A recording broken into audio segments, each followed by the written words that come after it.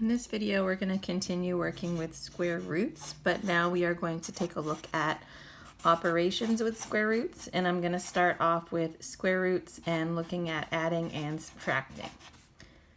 So one thing I can tell you about adding and subtracting square roots, it's very similar to adding and subtracting like terms.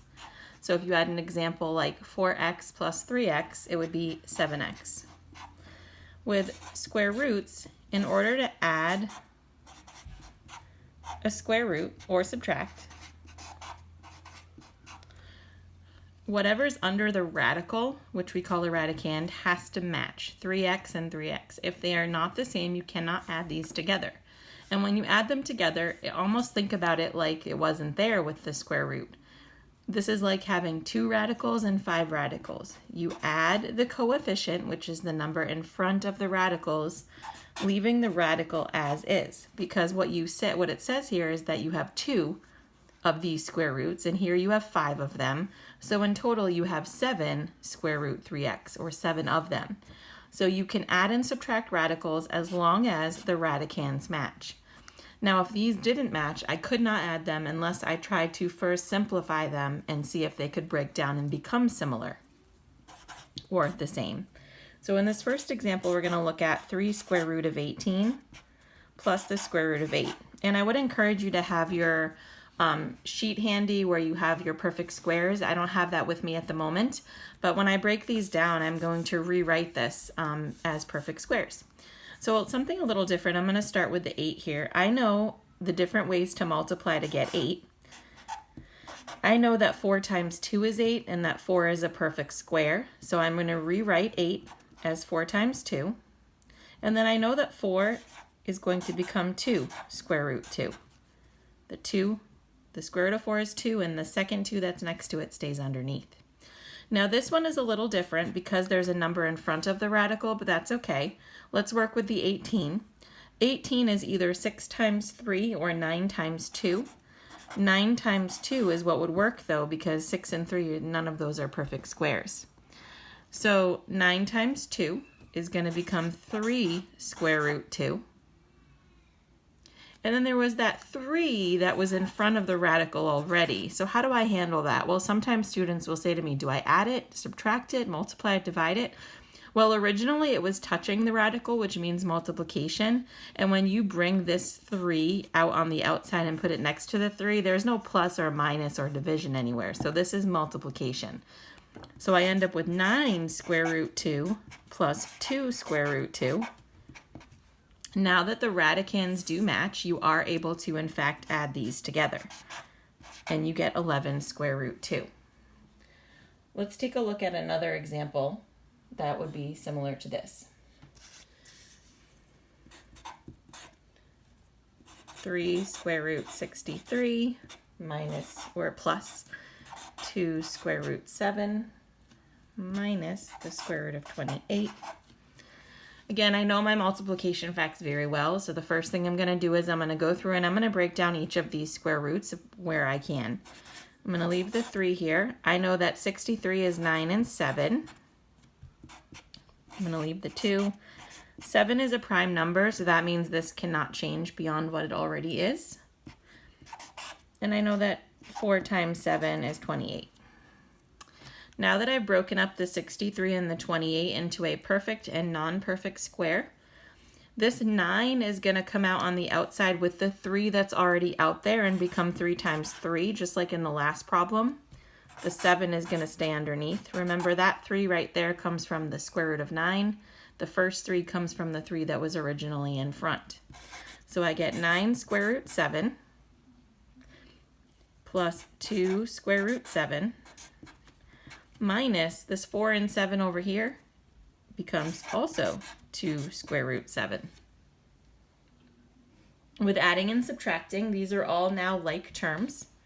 I get 9 plus 2, which is 11 square root 7, but then they asked me to take the 2 that I added back away, so I end up right back where I start in the first term with 9 square root 7. Again, 9 plus 2 is 11. 11 take away 2 brings me back to 9, and the square root stays as is. Now that really is the basics of adding and subtracting. So what happens when you have variables as well? So same idea, the variables do have to match.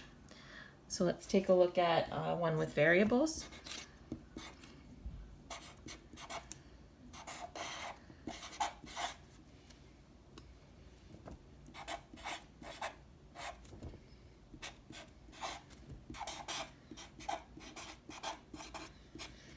All right, so this first one, I'm gonna break these up, the 80 and the 45, 7v. I know that 18 is 16 times 5. I know that 45 is 9 times 5. I'm just gonna kind of do that underneath. It's not the perfect written out way, but I wanna show you at least here. 16 and 5, I can pull this out as a 4.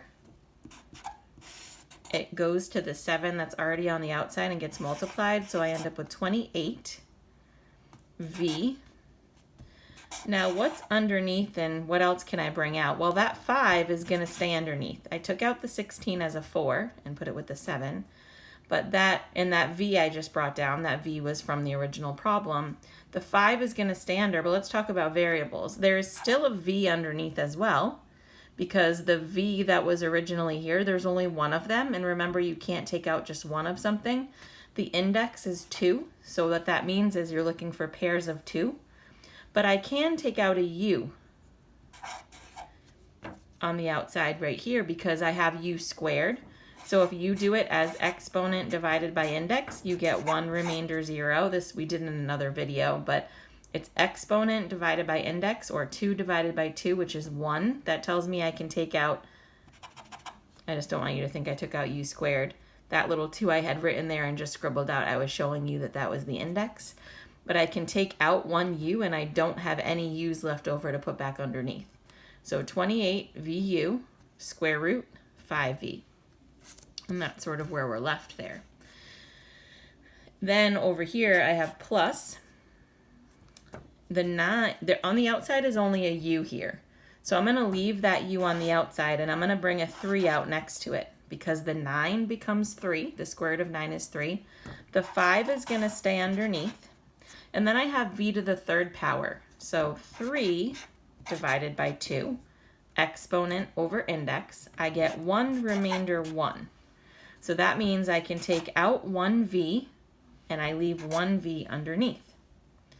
Now, these are considered like terms now because they both have the square root of 5V. But what you want to look at is you're supposed to really put these letters in alphabetical order. I didn't have this in alphabetical order just because of the way I wrote it. But these, the 28 and the 3, in order for you to be able to add these because of the variables, not only does the 5V have to be like, but what's in front also has to be like when variables are involved. So VU and UV are the same thing, even though it's written in a different order. I could switch this and make it UV. 28 UV plus 3 UV is 31 UV square root 5W. And that would be my final answer. So variables, you have to go back and watch the video on variables if you have trouble with that. But remember, with variables, the one difference is not only does the radical have to match, but what's in front has to match. If this was U and this was UV, I wouldn't have been able to add the 2, and I would have had to leave it the way it was. But they were both UV and they were both 5V. Therefore, I am able to add the 28 and the 3. So I hope that helps with addition and subtraction, and I'll be back in a few minutes with another video going over how you would handle multiplication of radicals.